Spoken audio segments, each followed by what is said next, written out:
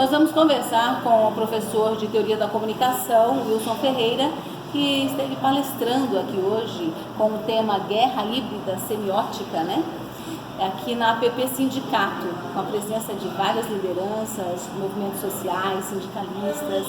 Professor, uma honra recebê-lo aqui em Londrina, viu? Obrigado. Professor, como que o senhor poderia fazer um resumo do que o senhor falou nessa palestra hoje, os pontos mais importantes assim, que foram colocados aqui hoje? O espírito aqui do workshop, né, trazer conceitos, né, das ciências da comunicação, assim, como esses conceitos eles podem colaborar com o movimento progressista para a criação de novas ferramentas de atuação política, né? Principalmente no campo da comunicação, tá? Porque me parece que o diagnóstico, né, que eu acho que nesses tempos recentes a esquerda parece que se ressentiu de ver esse lado, né, da comunicação, a questão da comunicação como atividade política, mas não só isso, como resposta ao que está ocorrendo. Quando a gente vê que o lado, vamos dizer assim, da direita cada vez mais se sofistica, utilizando muitos instrumentos daquilo que a gente vem chamando de guerra híbrida, enquanto isso a esquerda ainda está ou numa atitude reativa, ou ainda dentro de velhos métodos que a gente denominou aqui no workshop como de panfletário, né? Basicamente de massificação. E como que o senhor avalia o comportamento da esquerda diante de tudo isso? Um comportamento passivo, né, professor? Ninguém faz nada, parece, né? É o que a gente dividiu, né? Assim, se você olhar a história, né, da comunicação, você tem 3 períodos, né, que a gente até colocou aqui no workshop. O primeiro é a era da propaganda, que era de repetição, doutrinação, a qual se refere, por exemplo, à ascensão da propaganda nazifascista no século XX, né, no período entre guerras, que é um período assim mais duro, né, em termos de estratégias de comunicação, doutrinário, repetição, né, aquilo que o Goebbels falava, que uma mentira martelada diversas vezes acaba se tornando uma verdade, tá? Depois do pós-guerra você tem a chamada era da publicidade. A era da publicidade ela lida com sedução, não mais com doutrinação. Então é tudo isso que a partir daí do pós-guerra começa a se gestar no que vai ser agora no final a guerra híbrida que estamos vivendo aqui no século XXI, que é um novo conceito de comunicação voltado à manipulação não de ideologias, de doutrinação política, mas uma espécie de engenharia da percepção. Então como lidar com percepções, sensações, atmosferas, climas de opinião, aspectos assim, vamos dizer,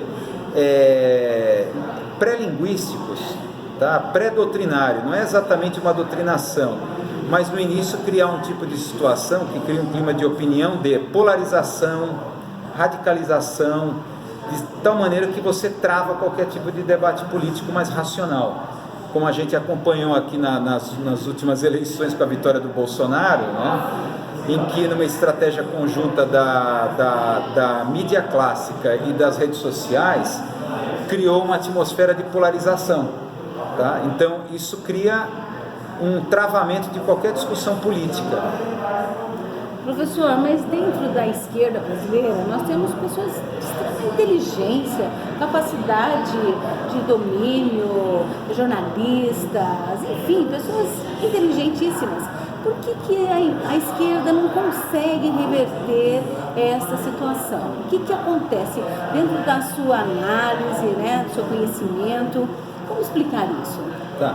Olha, eu sou professor de Teoria da Comunicação na Universidade de Morumbi. Eu dou aula de Teoria da Comunicação principalmente para estudantes de publicidade. Então eu percebo assim que a perplexidade que nós, do campo progressista, estamos, por incrível que pareça, é a mesma dos publicitários, né? Porque eles estão diante de uma situação em que essa era da massificação está sendo substituída pela era da viralização.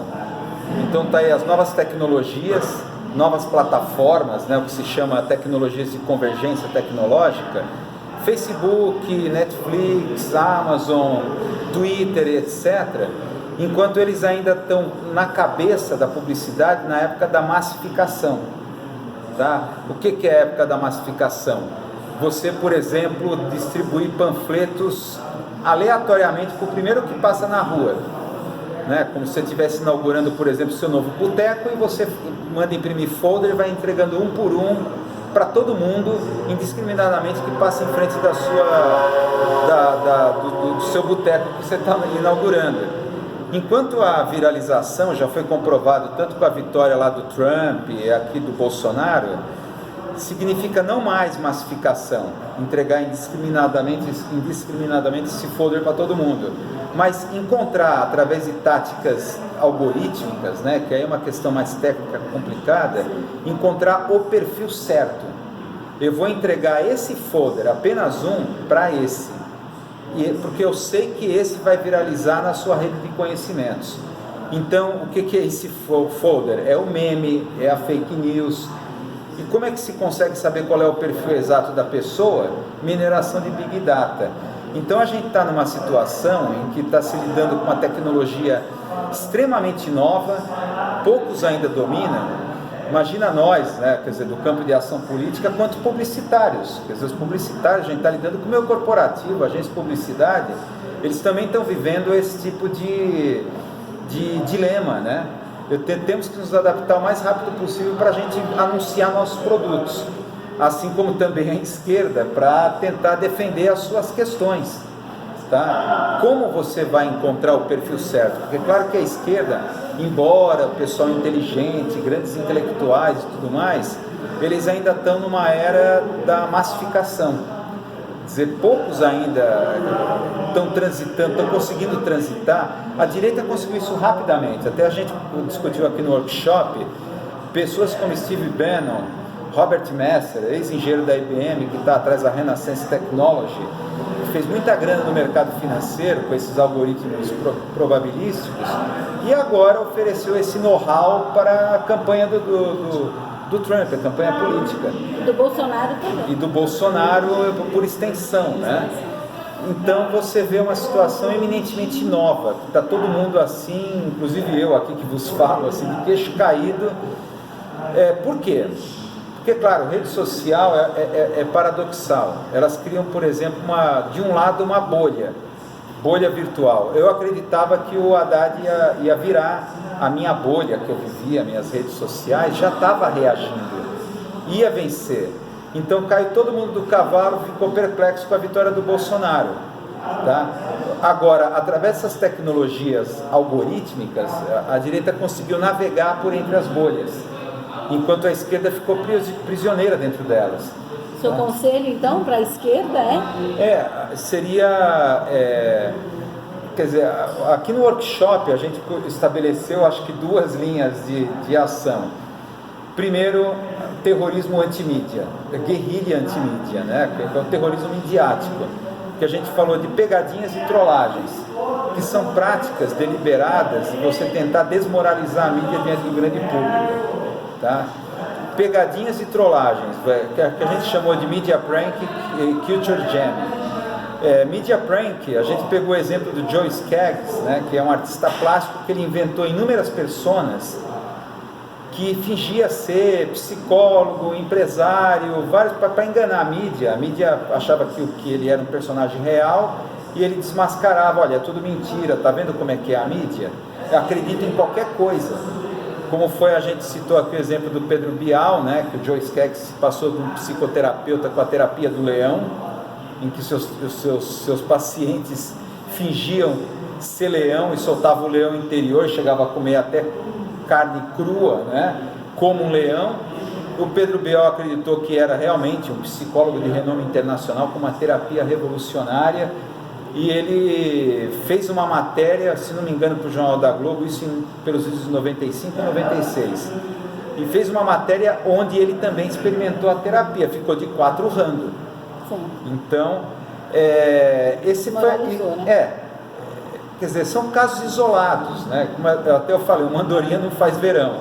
Se você fizer uma prática sistemática, que eu falo assim, de temporada aberta de caça de links ao vivo, e vai lá persegui-los e fazer trollagens, ou esse tipo de coisa, você vai criar uma situação de pânico, né, entre a grande mídia. Tá? Isso é um tipo de ação anárquica, terrorismo midiático, guerrilha antimídia. A outra é uma coisa mais séria. A gente fala que o pessoal da esquerda, nós somos da área de humanas. Somos de humanas, né? Então, quando você vê uma atividade política com altíssima tecnologia, então algoritmos probabilísticos que vieram de pesquisa de inteligência artificial, a gente fica meio assustado, porque a gente não domina isso. Eles estão vindo com uma arma absolutamente nova, que faz parte da guerra híbrida. Na verdade, a gente está falando muito de Steve Bannon, Robert Messer, mas na verdade o Departamento de Estado norte-americano, isso já vem sendo gestado como geopolítica, tá? Então, o que fazer? Eu acho que está na hora de procurar um ativismo digital, arregimentar pessoas da área de exatas, ou mesmo hackers, tal, e tentar esse diálogo, criar alguma interface entre a esquerda e esses ativistas digitais, que a gente sabe principalmente isso, o ativismo digital, ele foi antissistema sempre.